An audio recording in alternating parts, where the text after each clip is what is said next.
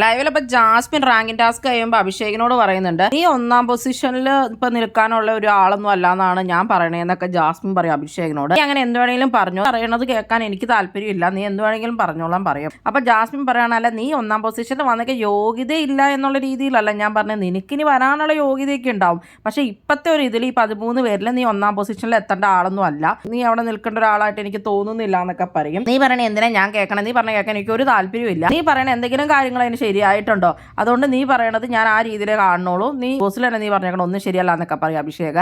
അപ്പൊ ജാസ്മിൻ പറയാണ്, ഞാൻ പറയുന്ന എല്ലാ കാര്യങ്ങളും ശരിയാണെന്നൊന്നും ഞാൻ പറയുന്നില്ല, എന്നാൽ ഞാൻ കുറച്ച് കാര്യങ്ങളൊക്കെ ശരിയായിട്ട് പറഞ്ഞിട്ടുണ്ടെന്നുള്ള രീതിയിൽ ജാസ്മിൻ പറയും. എന്റെ ഭാഗത്ത് കുറെ തെറ്റുകളൊക്കെ ഉണ്ടായിട്ടുണ്ടെന്ന് ജാസ്മിൻ പറയുമ്പോൾ അഭിഷേക് പറയുകയാണ് തെറ്റുകൾ മാത്രമാണ് ഉണ്ടായിട്ടുള്ളതെന്ന് പറയും. അപ്പൊ അഭിഷേകിനോട് ജാസ്മിൻ പറയാ, നിന്റെ കാഴ്ചപ്പാടിൽ അപ്പൊ എനിക്ക് തെറ്റുകൾ മാത്രമാണല്ലേ തോന്നണുള്ളൂ എന്ന്. അപ്പൊ അഭിഷേക് പറയും, എന്റെ കാഴ്ചപ്പാട് മാത്രമല്ല എല്ലാവരുടെയും കാഴ്ചപ്പാടിൽ നിനക്ക് തെറ്റുകൾ മാത്രമാണ് സംഭവിച്ചിട്ടുള്ളൂ എന്ന് ജാസ്മിനോട് പറയുവാണ്.